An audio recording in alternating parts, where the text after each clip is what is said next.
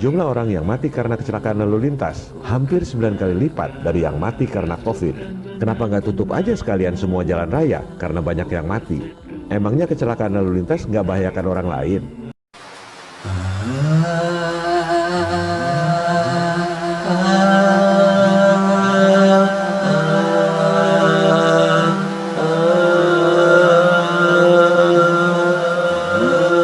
Hampir semua orang ketakutan dengan COVID akibat propaganda yang dibesar-besarkan oleh media. Tiap hari, semua media mengutip jumlah korban terinfeksi dan kematian akibat COVID. Seharusnya, media-media juga melakukan investigasi dan komparasi sendiri untuk memberi informasi yang lebih mencerahkan bagi publik.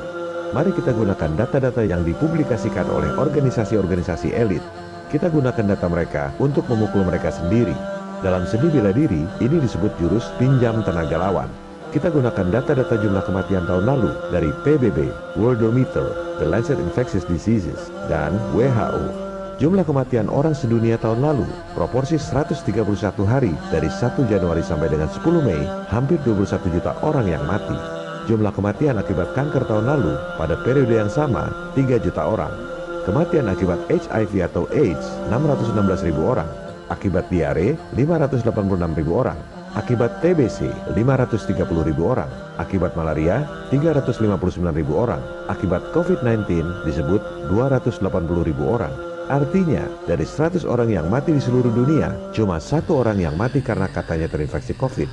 Itu pun hasil tesnya 80% meleset. Bukan karena PCR-nya, tapi karena nggak ada acuan ilmiah yang disebut gold standard.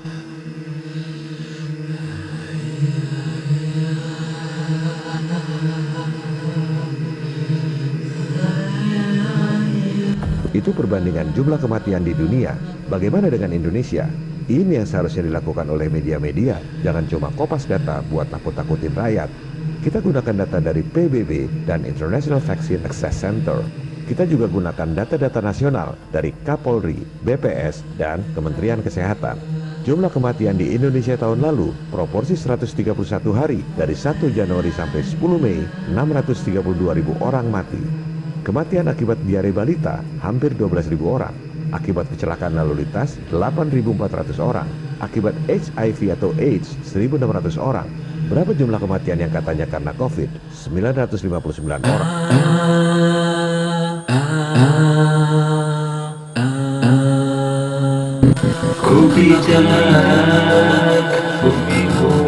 Bukan kita mengecilkan para korban, bukan kita tak berempati, tapi kita harus lihat dalam konteks secara keseluruhan.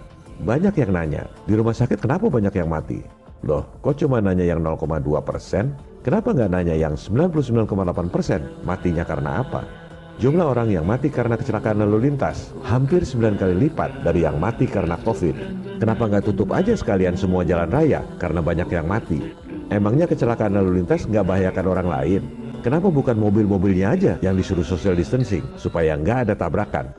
Jumlah 959 orang itu pun tak ada satupun yang virusnya dimurnikan dan diperiksa. Karena memang begitu acuan dari WHO. Waktu